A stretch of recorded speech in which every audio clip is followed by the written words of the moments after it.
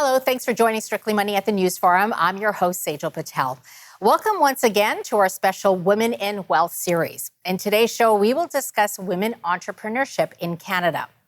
Innovation in entrepreneurship is the backbone of our economy, and women, for many reasons, are choosing the entrepreneurship route. Yet, only 16% of Canadian small and medium-sized businesses are run by women. Making sure women can start and scale their businesses is not just the right thing to do, it's the smart thing to do. Research shows that if we saw just a 10% increase in women-owned businesses, we'd add close to $200 billion to our GDP. To discuss this and more is Wendy Cukier. She's a professor of entrepreneurship and strategy at Ryerson University, and she joins me now. Wendy, it's great to have you on today. Thanks for having me, Saijal. Wendy, so how would you describe the state of women entrepreneurship in Canada? I mean, 16% doesn't seem very high. Are we at least moving the needle?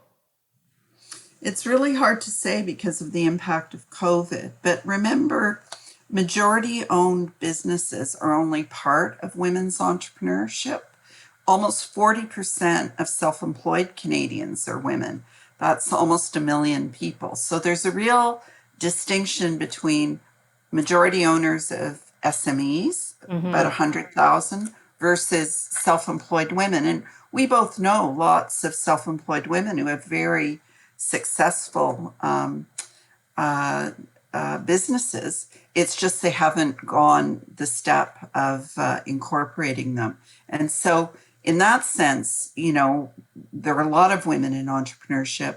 I think the bigger issues are the lack of access to financing, the barriers that are embedded into the system, and of course the impact of COVID, which has crushed many entrepreneurs, and women have been particularly vulnerable, racialized Black, Indigenous women, even more so. Yeah, so can you explain how exactly has the pandemic affected women entrepreneurs? Well, women entrepreneurs in Canada are more likely to be in services, in retail, in health and beauty, in hospitality. And those were exactly the sectors that were most affected. Women are less likely to be in financial services or information technology, for instance, which were the sectors that actually in some ways benefited from the pandemic.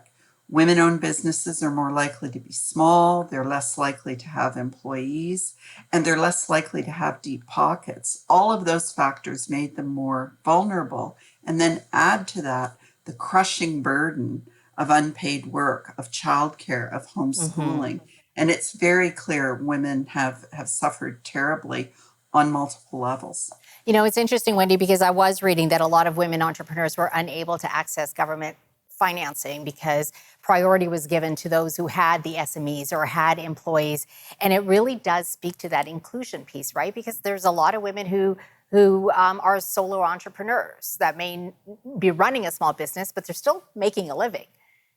Exactly. You know, the systems at every level, and this applies to financial institutions as well, were designed for men by men. And so even things like how you assess someone's risk in whether or not they're eligible for a loan are often based on hard assets that you're more likely to have in manufacturing or on registered IP, which you're more likely to have in tech. And those are exactly the sectors women are underrepresented. We did see the government pivot and try to adapt to the reality that a lot of women entrepreneurs were not eligible for their programs, but it was systemic bias built into the system that people simply hadn't been aware of. Wendy, we only have about 45 seconds to the break. Can you also speak to minority-owned businesses, how they were affected? Black-owned businesses were twice as hard hit by the pandemic and half as likely to have access to financing. And if they were if they were also owned by women, it was worse. Okay, and non-binary as well. My understanding, they're affected. Why is that? Well, because the stereotypes of entrepreneurship are highly gendered, and if you don't conform to the stereotype of Bill Gates or Steve Jobs, if you don't present yourself in a particular way, you're less likely to get access to capital, you're less likely to get partnerships, you're less likely to get supports.